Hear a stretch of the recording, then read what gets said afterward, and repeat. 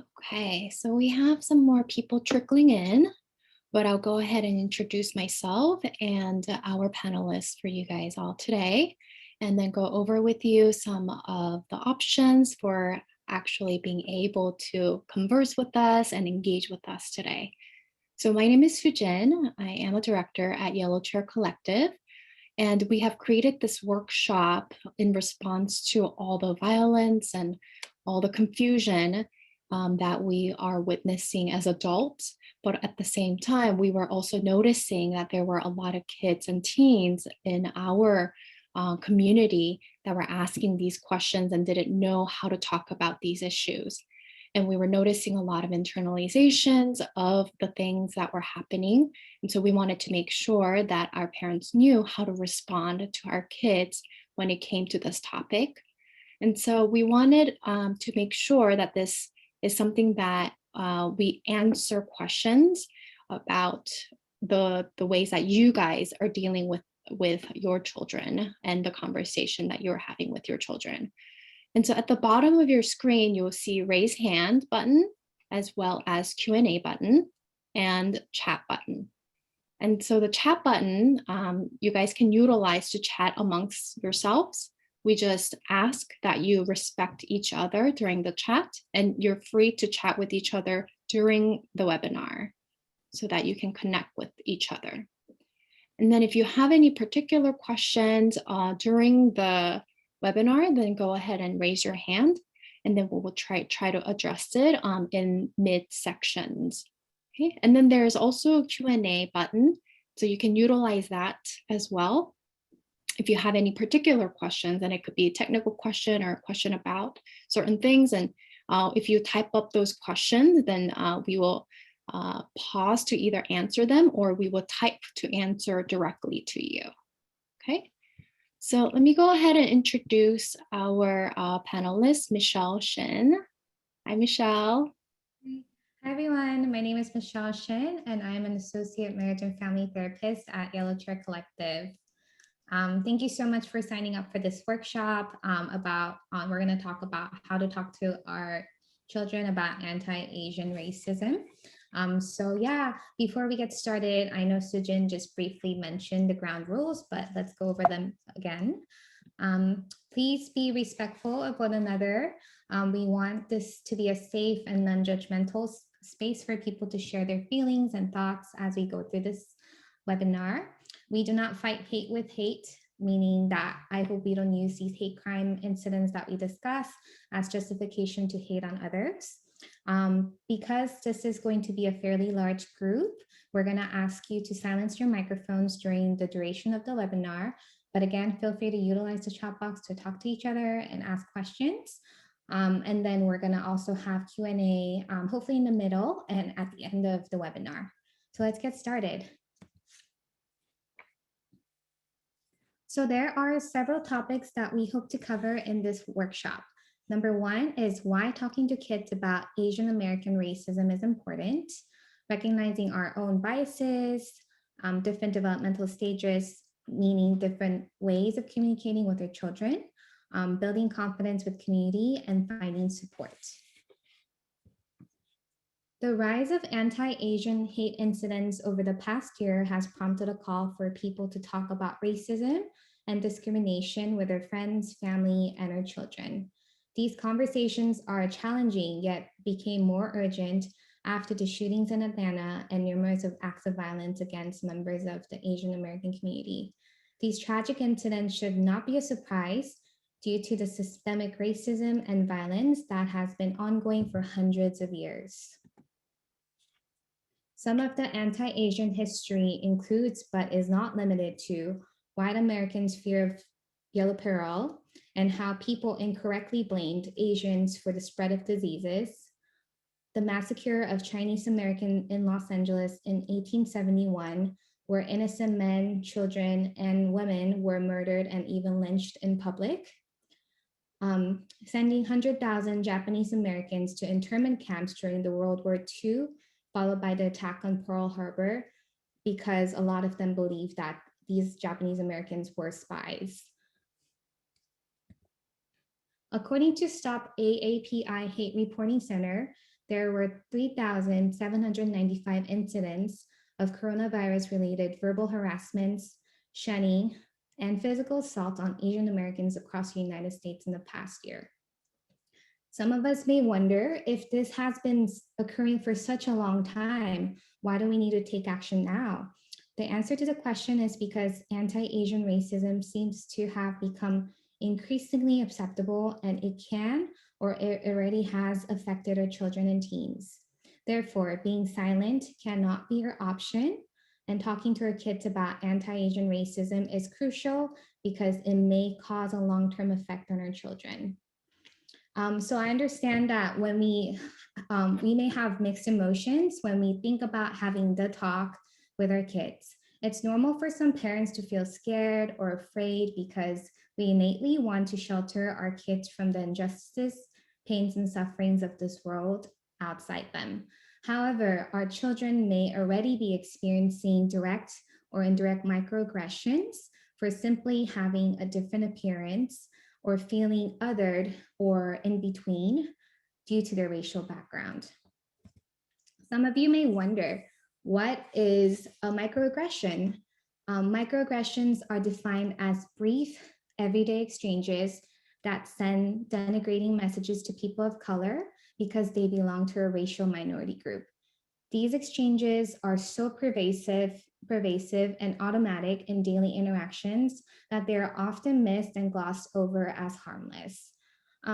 These racial microaggressions also include, or it can include, verbal statements such as, hey, where are you from? Or go back to your country, or made slanty eye gestures at school, or being looked at with curiosity for bringing a certain type of lunch to school.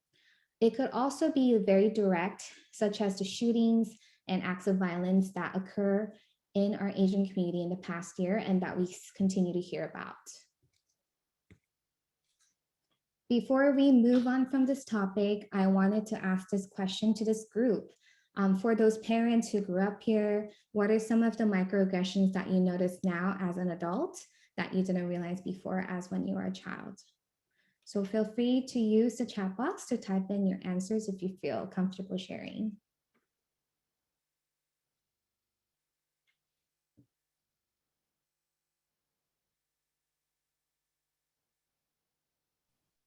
You're welcome to also turn on your microphones at this time if you're able to, and also share with the group as well.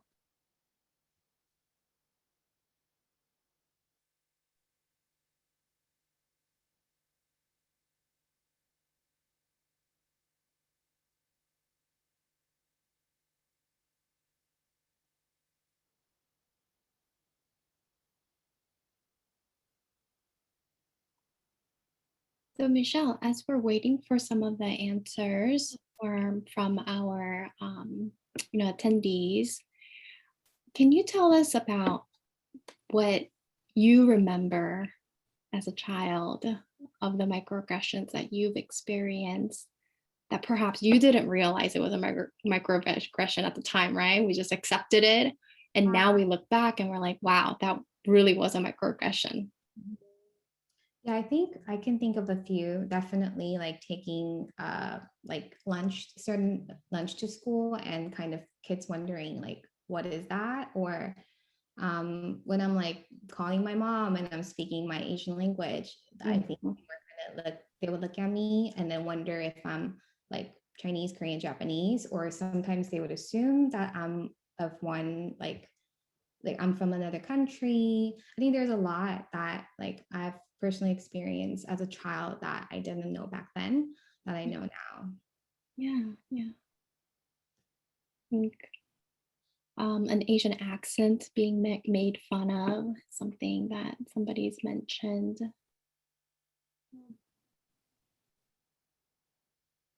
Oh, the food that we eat, making fun of my grandma and the parents of our own languages. Yeah. Mm-hmm. The tone of how people speak to you and treat you like you aren't capable of speaking English. Yep, that is definitely something I personally also, right, have experience too. Somebody I remember one time in the bus when I was really young, I was getting on the bus and the bus driver said, oh, I forgot what I had asked. I think it was something asking something about the direction. And the bus driver all of a sudden said, wow, you speak perfect English. Yeah. Oh, why wouldn't I? Mhm. Mhm. Getting asked if I speak English and or getting complimented on how good my English is. Yep, that was exactly what I just mentioned about. Yeah. James also said, I've had someone say to me upon meeting me with surprise that I spoke such good English. Mhm. Colleen shared, my parents owned a place, and when we went to the pool, there would always be someone who would stare at my sister and I. They asked where we were from. Yeah, asking where we're from, what are is definitely something that we're always asked for. Yeah. Staring, just being stared at, right? Something that we also experience, and we have no idea as children why we're being stared at. Or we start to understand why we're being stared, right? We know that we are being othered. We know that we're different. Okay. So let's go ahead and move on, and you're welcome to go ahead and continue chatting on the chat box about your experiences and just reflect on your experiences. Yeah, thank you guys so much for sharing your experiences. When we don't have these challenging conversations with our children and they experience these events themselves out in the world, I think kids can and teens can internalize what is happening around them. And I know that we know what that feels like. Therefore, it's important for them to create an understandable story around what's going on to prevent them from internalizing and creating a negative identity around what's outside of them. So, for example, if a child that may have internalized a hatred and violence against people that look like them, they might start to believe, I deserve to be hated, or I am different, and this makes me a bad person. So I think this can definitely lead to having negative core beliefs such as I'm not important, I'm not safe here, and that's going to really impact when they grow up to be an adult, or it can. Silence can build a sense of shame and blame. As Asian Americans, many of us grew up with silence as a response to hide a part of our family story and identity, and we know what it's like to internalize the silence as shameful. Therefore, it is important to be honest with our children about the current events by asking our kids about what they're hearing at school, what they're talking about with friends, or what they see and notice on social media and the news. And now that we've identified a why to this piece, it's important for us to talk about the hows.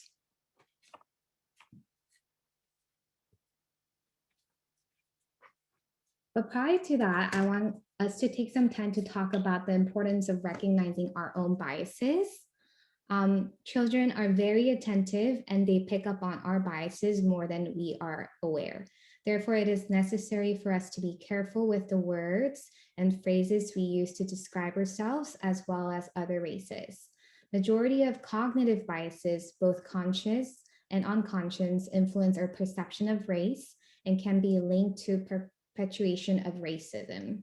So therefore, it's important for us as caregivers to understand where we stand, whether we are engaging in in-group bias, which is favoring people that look like us and kind of hanging out with the people that look like us, or having the us versus them mentality with other races. And I think it's so easy for us, even as adults, to fall in these categories of like having us versus them, like we're very different mentality. So it's crucial for us to provide a safe space for children to talk about race, anti-Asian racism, and discrimination, because when they don't have the space, they can start to internalize fear, which makes it difficult for them to make sense of the world. Some children may begin to question their identity and even develop common racial trauma responses. The fight, flight, freeze, fawn our body's natural reaction to danger or perceived threat. So let's talk about fight. When somebody is in this fight stage, they may become overly aggressive or angry because the body naturally drives them into the state of attack. So for example, when someone is in this particular survival mode and they hear like a racial slur or statement, they may start yelling and screaming at the person, which makes it challenging for them to have a conversation. So when somebody is in the flight state, they may become very withdrawn and avoid the situation by suppressing their internal feelings. For example, this can include walking away from and ignoring the racial statements because it makes them feel uncomfortable, despite how they truly feel inside. When someone's in a free state, it's similar but different from flight. Someone who's in this free state, it refers to inability to speaking up when someone is making a racial remark. So they might just stay there and listen, and they're kind of paralyzed. And I know fawn is another survival response. It refers to like an appeasing act, minimizing confrontations by saying yes to everything and trying to people please. And an example of this would be somebody laughing at a racist joke, even when they're feeling really upset and confused inside because they don't want to like rock the boat.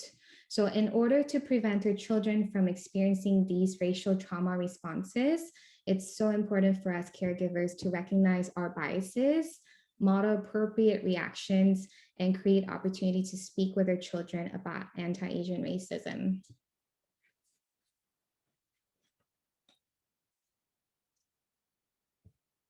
So having developmentally appropriate communication with our children about anti-Asian racism will assist them to have healthier identities and outlooks to life. Now we're going to talk about how do we have these age-appropriate conversations with our children. So we've broken this up into different developmental stages. We're going to start off with 5 years and younger. So when working with children and talking to our younger children, we want to help them recognize differences by helping them acknowledge that people do look different, but we also point out that we share many things in common. You could say to your child, we are all human, but we are all unique. Isn't that amazing? Kind of starting off this conversation so that they're able to name and recognize the differences.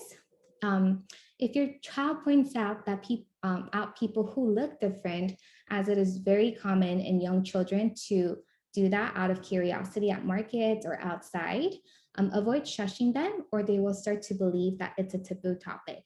So let's say this happens out in the park. They're like, Mom, this person looks different than me. Why is that?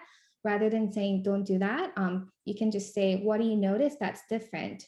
And then kind of having a conversation around that, seeing what they're noticing. And then also this teaches them how to like understand race and also diversity. Use fairness. Children, especially around age 5, tend to understand the concept of fairness quite well. Talk about racism as unfair and unacceptable, and that's why we need to work together to make it better.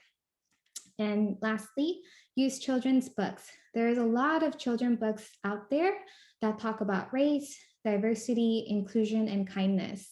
It'll be a great tool to provide psychoeducation to children on these topics, or even to simply expose them to the conversation of race and racism. Let's pause there for just a second. So I'm curious of the people that are attending today, how many of you guys have 5 years and younger children? Go ahead and just like raise your hands to see. Yeah. There's 8, 9 people here today that have 5 years or younger. Yeah. Somebody's asking if there's a list of books for young children, and is also recommending some books as well. So go ahead and take a look at the chat. And yes, we do have resources that we'll be sharing with you at the end, and that is going to include one particular book as well as an article that lists many books on this topic. Books are really wonderful to use with children. Yeah. A lot of 2-year-olds and 4-year-olds, yeah, they get so curious, don't they? Okay, so let's go ahead and move on to the next developmental stage. Um, So the next developmental stage is ages 6 to 11 years old. So listening and asking questions is the first step. For example, you can ask what they're hearing at school, on television, and through social media.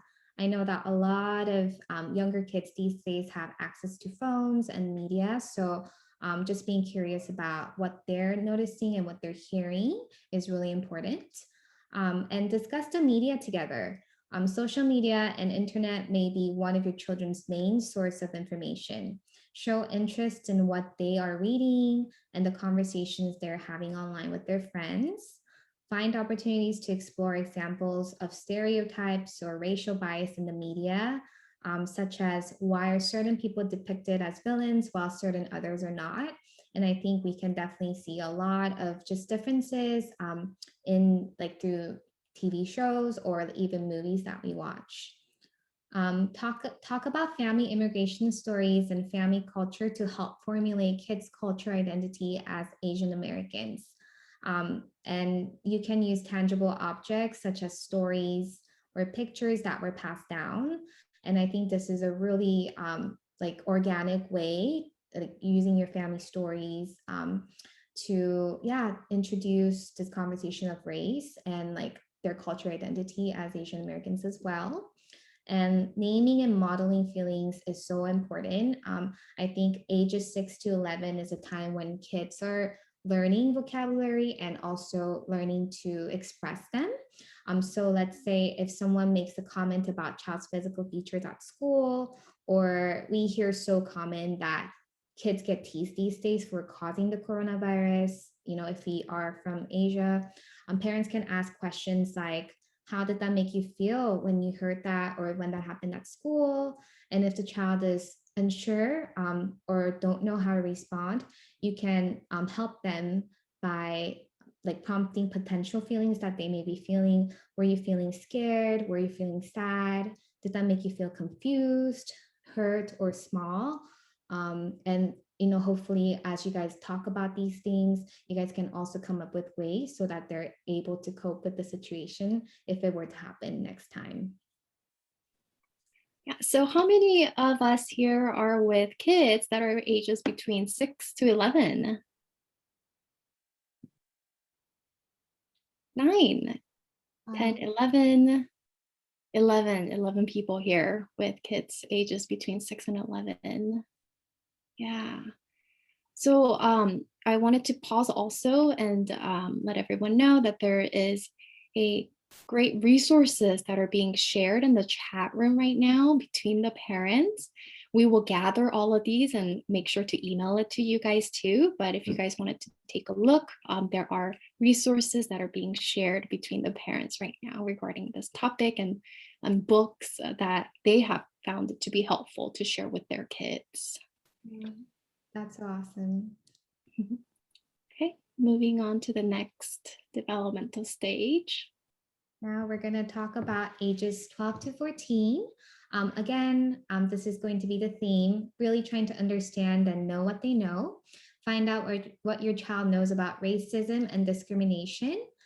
What have they heard on the news? What's happening at school? And what are their friends talking about? So kind of diving into their world and showing curiosity. Create an environment of safety for teens to talk about racism or bullying that they are experiencing or even noticing at school. Give them a non-judgmental space to share what they're going through or what they're seeing. So I think definitely because they're older, they're probably in middle school, preparing for high school. They probably know a lot or they've seen things happen at school. So I think creating that safe environment for them to be able to talk to you guys or caregivers is so important. Listen and validate. And how we do this is by practicing active listening. So active listening looks like it's it sounds complicated, but it's fairly simple. It's paying attention to what the child is sharing, withholding judgment. You're gonna, you can reflect on child's feelings, ask clarifying questions. Hey, open-ended questions like, how did that make you feel? Or, and then summarize what they're sharing with you. And after that, you get to share your feelings based on what you shared. And I think as parents, sometimes it's really easy for us to kind of jump in and try to give them solutions, but we really want to help our kids build autonomy and be able to name what they're going through on their own. Lastly, talk about family history. Similar to the previous developmental stage, you can use stories, books, or pictures, just to gain more awareness and helping your child understand where the family's background is coming from, and for them to appreciate, the uniqueness of being Asian American.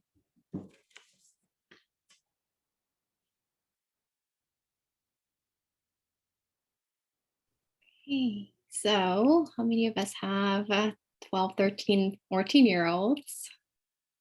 Do you have any older kids? Yeah, 4 people with preteens, 5 people with preteens. It's kind of a difficult stage, huh? It's when they're kind of starting to develop a lot of reactions. Right? They actually start to externalize a lot of their reactions too. And they start to isolate as well. And so it could be a difficult time to have these kind of difficult topics. And so later I'll be curious to know, especially with this age group too, like how they've been, how what you guys have been doing to engage your children. So we'll have some time to have discussion at the end as well. All right, moving on. So the last developmental stage we're covering is ages 15 to 18. Again, knowing what they know, being curious about their world and what they're experiencing is the key. Be available without pressure. So teens it can be a really challenging time. There's a lot of changes that they're going through, and this can cause them to become a little more withdrawn or isolative, and it might be hard for them to open up to caregivers or parents about their personal life. So be available to talk to them by mentioning like maybe what you've been noticing in the community and asking questions in regards to their reactions and emotions. So you can maybe have a conversation about like, how are you feeling about what's been happening? This is how, and kind of using self-disclosure to open up that conversation. And talking to them during no pressure setting.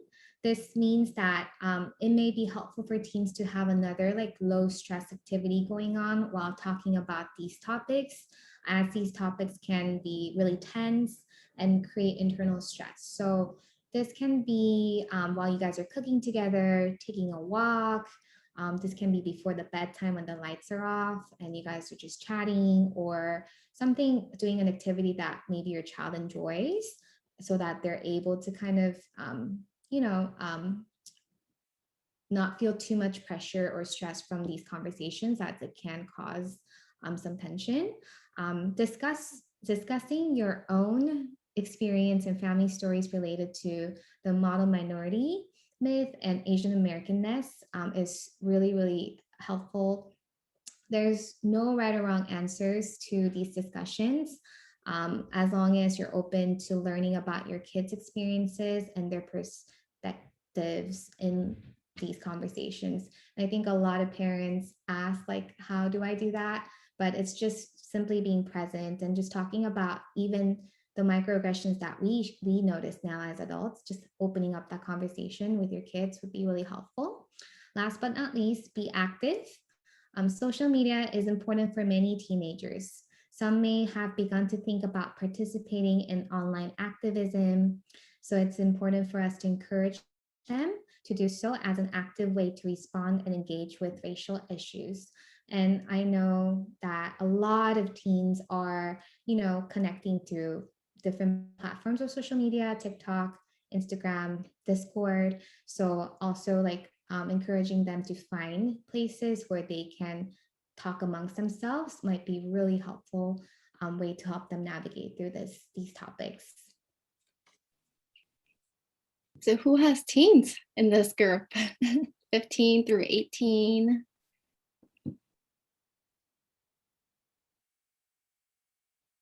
Seven. Yeah, 7 people with teens. Wow. With, I'm just curious, with everyone that has preteens and teens, raise your hand if you can lower your hands and then we can re-raise them. So raise your hand if if you're noticing that your teen is starting to be active about their voice or finding communities, or they're asking about communities, or they're trying to come up with clubs at school. 3. Yeah. Those are really, really great ways for teens to really figure out their identity and to also recognize and find empowerment through this process. Definitely. I'm gonna keep going, Michelle. Sure. So we're just gonna pause and review what we discussed today. We talked about why it's important to talk about anti-Asian racism. We reviewed the existence of Asian racism throughout the history of US, how silence lead to internalization of violence and hatred. And this can lead kids and teens with confusion about their identities. We talked about we cannot ignore the microaggressions that our kids and teens are already experiencing, and how silence, if we promote that, it can really translate to shame, feeling shameful, and having negative core beliefs. We also talked about how to talk to our children about anti-Asian racism. And number one thing is being honest about what's happening, naming things that you're seeing in the news, and having open conversations. Be careful not to transfer. We have to be careful not to transfer our own biases and fears to our kids and teens, as they're very aware of, and they're always watching us. And it's really important for us to model how we're doing, how we're carrying ourselves and our beliefs. We want to listen and ask about their emotion and experiences around the issue, having a non-judgmental stance and validating what they're going through, and having open dialogues. We want to talk about the family identity with stories, books, and photos, so that they are also aware of, the cultural identity. And lastly, creating a safe space for kids and teens to talk about these issues without pressure. So building a sense of community empowers kids and teens to find confidence about who they are, and then lets them know that they are not alone. This is an important aspect of growing up for all kids, as a sense of safety allows them to ask questions and find their own answers. We want to encourage everyone, even here, to find a community of your own as parents and as caregivers, to help your kids find the support and community that they need. We can do this by asking counselors and administrators about what school is doing to create an environment of inclusivity for your for the children and teens. We can join communities of both physical or online support, even social media platforms or faith-based organizations, engaging in our own journey of awareness as caregivers, and knowing when we need the extra support. And I really want to emphasize the importance of this. And when I work with caregivers, I always tell them that we have to be filled to be able to give to your children. So really recognizing what is it that you need, how can you receive support, is really important. And lastly, it will be making your own racism recovery plan. You can do this with your kids, and then continue this conversation as we see it. So unfortunately, we see it so much more frequently in the news. So we want to definitely be aware of what's going to help us. So let's pause here for just a second, since we're talking about caregivers and their own response to what's happening and needing to have the recovery plan for themselves in order for them to have the healthy, right, communication with their kids. So I'm curious if anyone wants to share how you guys have been doing as caregivers and what's been helpful for you in a way. And I wonder if you can definitely chat in the box. And then I will also see if you can also unmute to talk as well, if anyone wants to speak up about and talk about what's been helpful for you. I know one of the things that I talk a lot about with caregivers recently has just been really something simple as limiting the news, right? There's so much noise. And so just limiting social media and limiting the news itself has been very helpful for a lot of caregivers. And Michelle, what else are you noticing as well? Yeah, I think definitely we talked a little bit about support groups. So I know that like caregivers are looking into joining one to be able to process, just being a parent or just everything that's going on. So them actively either creating that within their trusted friends or seeking that out from other organizations have been really helpful. Yeah, somebody also brought up a really good point on the chat to us that there is always some fear of being labeled as that parent, right? Or feelings of targeting when asking school or administrative questions, right? And I totally agree as parents, right? It's really hard to ask for what we need, what our kids are in need of. And we don't want to be labeled as that parent. And so I think that's why we're emphasizing this building community aspect, right? We don't want to be that parent, but we could definitely be those parents together, right? And more power to that. Because I think this is what we need. This is what not only what we need, but our kids are in need of, right? If school is not being responsive to what our kids are experiencing and they're being silent, that sends a message to our kids that their voice doesn't matter, right? That what they're experiencing doesn't matter. I think if we are being silent through that too, of that fear continuously is being transferred to our kids, right? This is how intergenerational trauma continues on in our world, in our culture, is our fear about being labeled a certain way is now being transferred to our kids as well. And so we want to build this community and support. If you can find online support, right?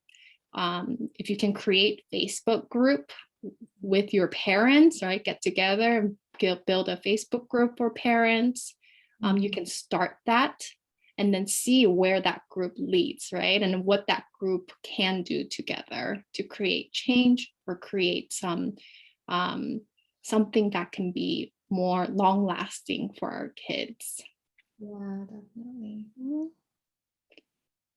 So I think someone was asking to say a little bit more about the racism recovery plan. So what do you think, Michelle, what a racism recovery plan would kind of consist of or look like? I think it can definitely look different for everybody, but for me, if I were to create one, it would be kind of tracking like how I respond or how I like what are my trigger points, what is my definition of like racism, kind of documenting how I'm doing. And then like I would assess for like what triggers me. Maybe it is the news. If that is, I will try to limit it and kind of coming up with a plan, like a coping strategy. I know this is, and it can look very different for everybody, but that's just like the general understanding that I have of racism recovery plan. So Jen, is there anything that you find it helpful? Yeah, I think everything that you mentioned is really wonderful. It's just a recovery plan is basically what we consider to be recovery, right? What helps us? What as just humans, as who I am, what do I need? right? In order for me to find more energy, in order for me to fulfill my gas tank. And then that looks really, really different for everyone. And so in your journey of therapy, in your journey of support, in your journey, what has been helpful for you? Who are the people that you can talk to safely about, and who are the people that are not safe to talk about, right? And I think differentiating those and knowing who I can go to and who I can't go to is also important to include in kind of this plan, right? And then having, I think, some kind of a space, not only just like this imaginary space, for creating an actual space where if it's a family member or another parent that you're connecting with and saying, hey, like, can we check in about what's going on? And actually creating that physical space together would be wonderful. Yeah, and I think like definitely social support is so important in this, because yeah, you're right in that we can't go to, we can only go to the safe people to talk about these things. So, and I think with like social media and like even Zoom, it's so much easier for us to create that space together. Maybe like meeting once a month or bi-weekly, whatever works for you, so that we continue this urgency and we continue to advocate for our children while also feeling supported and while also taking care of our mental health and emotional health needs is so. Yeah. So someone has a very specific question. Someone said that they have a 14-year-old and is struggling with understanding what is happening. With COVID, he's been home and he actually prefers to stay home now instead of slowly going back to the new normal, right? And wants to know how she can help him since he's remote and is basically home all the time, right? So adjusting, I think it's a question about adjustment. And it's easier for kids to be isolated than to be engaging, right? Especially for 14-year-old, right? Preteens, teen, it's so much easier for them to be locked up in their rooms. And so I'm wondering, Michelle, then how would you encourage this teen, especially a teen boy, to re-engage with society again? Yeah, I think definitely it's been a really long time for our teens to like be quarantining. It's been a long time for us too as adults. But one thing that I've been kind of encouraging parents to do is like reaching out to maybe a family friend or like a close classmate's parents when it's when and like just having like casual meetings, like maybe like social distancing, so that they're starting to socialize in that way.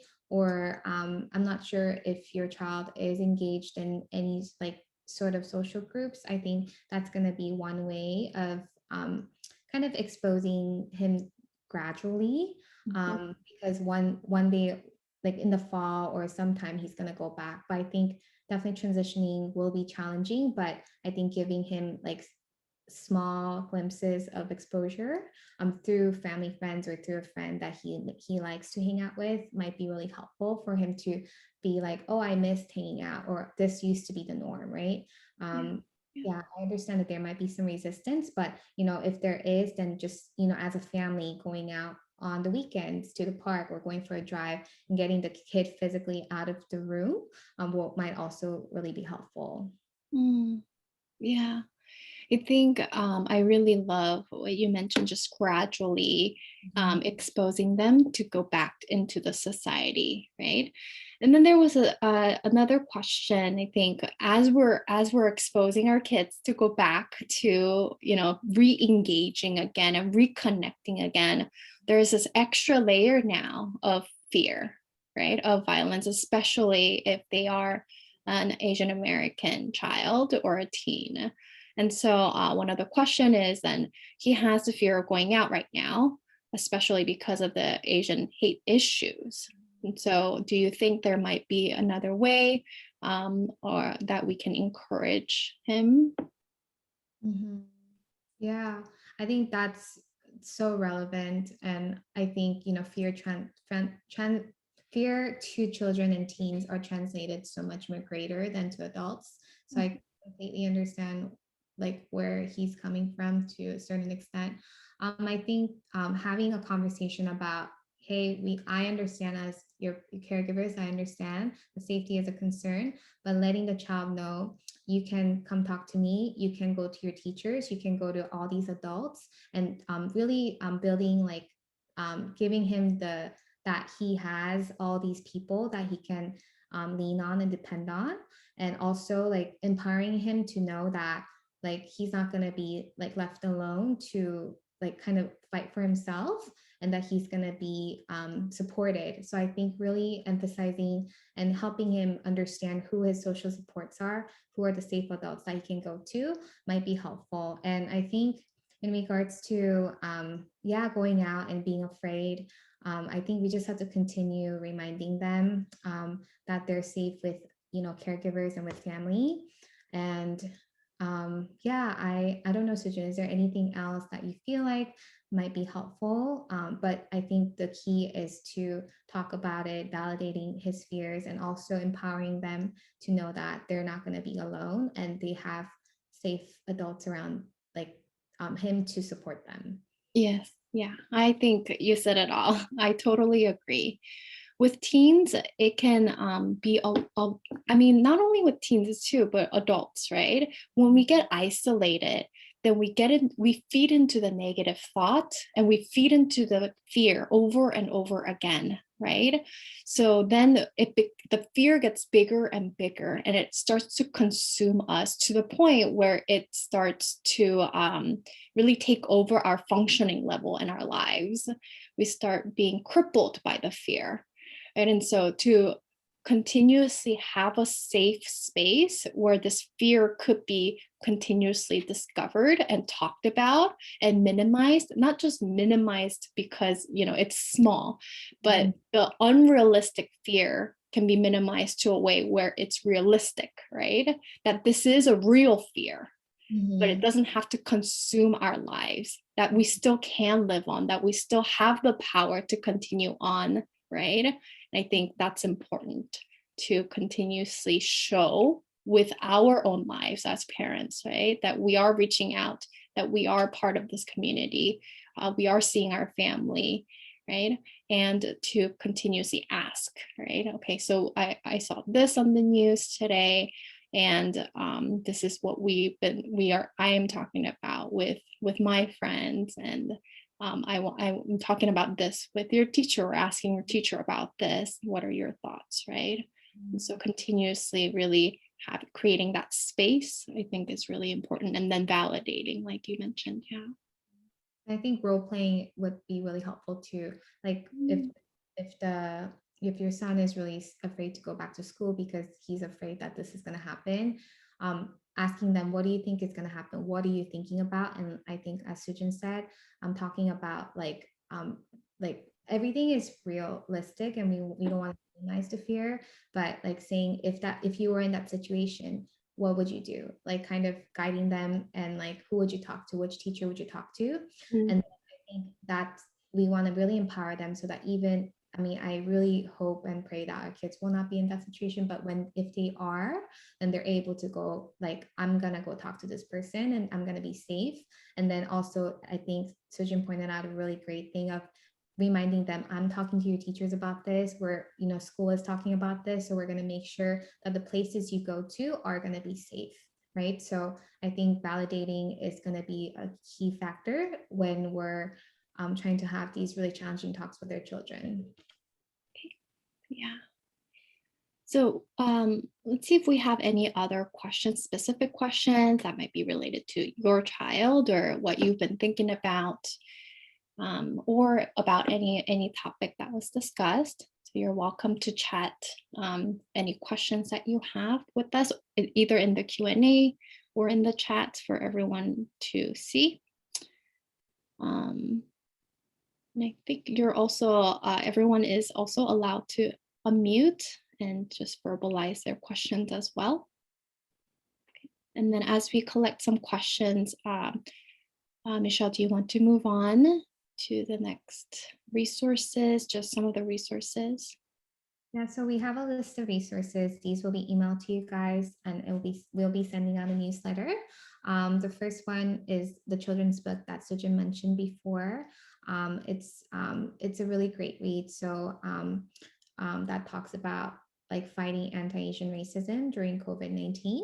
And the second one lists books that can help explain racism and the protests to children. So if you want more resources, you can definitely check out the link. Yeah, the third one is for like more for caregivers um, that you can refer to. And the last one, the Yellow Chair Collective will be hosting an Asian American teen support group for teenagers ages 14 to 18. It's going to be a safe place for them to come together to process, the recent events or the Asian American experience. And it'll start in May and go on for 6 weeks. So if you guys want more information or would like to sign up your children, then it'll be there. And then there will be more information coming your way.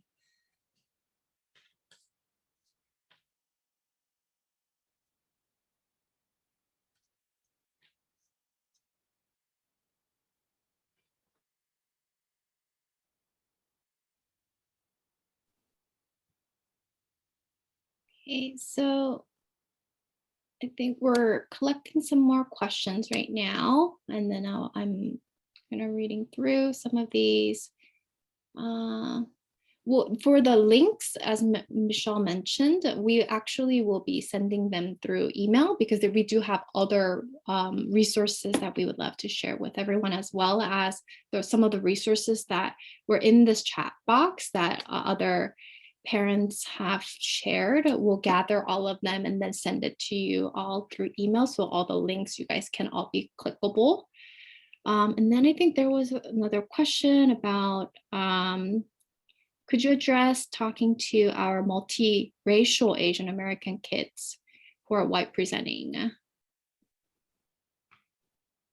So Michelle, could you talk a little bit about that issue? I think definitely there's like an extra layer. But I think, yeah, just generally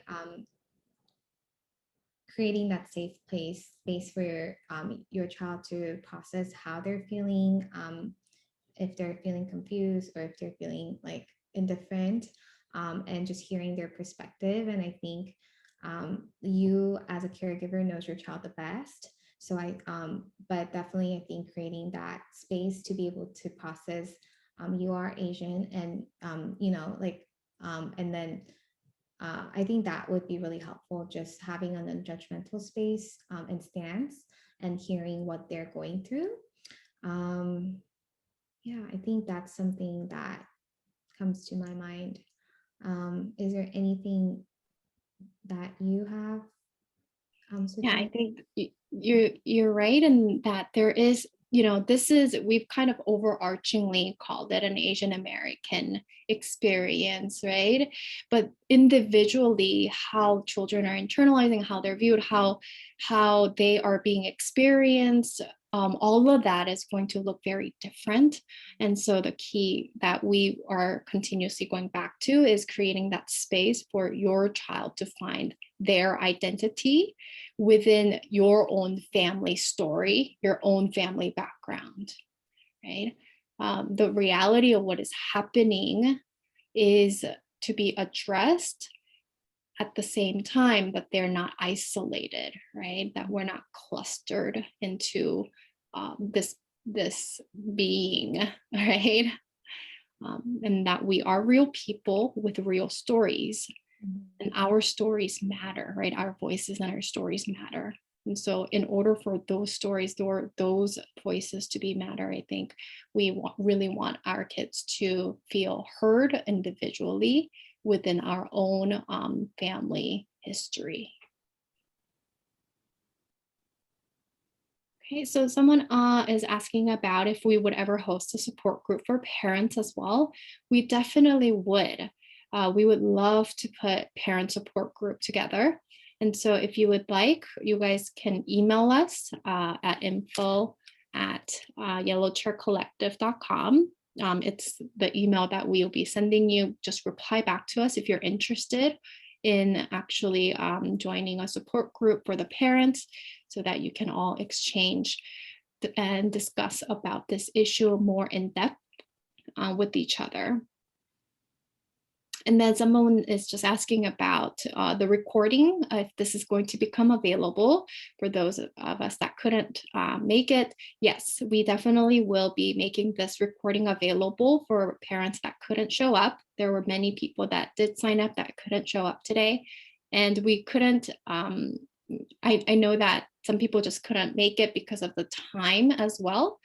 And so we'll make sure that that becomes available one way or another. And you'll be receiving all of those information as we update all the availabilities of all of the resources, as well as like these recordings.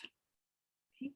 Somebody also made a comment that they really like the topic of recognizing one's own biases, and in some way that they are feeling guilty about that, right? Unconsciously. Yeah. Okay. And I think that's all the questions that I am reading so far. You're welcome to ask us more questions and resources specifically as well.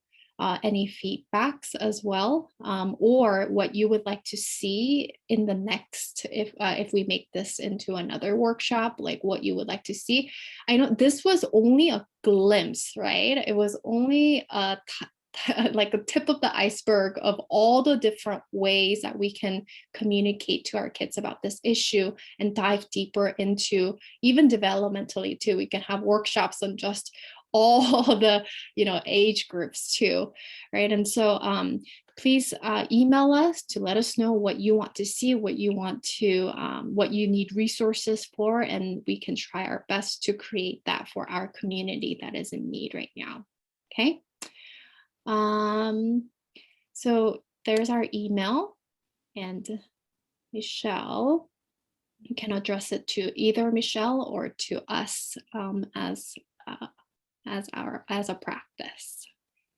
But thank you so much for being here today, everyone. And thank you, Michelle, for leading us in this conversation. It was such a pleasure. Thank you so much for being here. We really hope that the information that we provided was informative. And like Sujin said, if there's any questions or any other topics that you want to know more about, please feel free to email us and we'll try to host another workshop.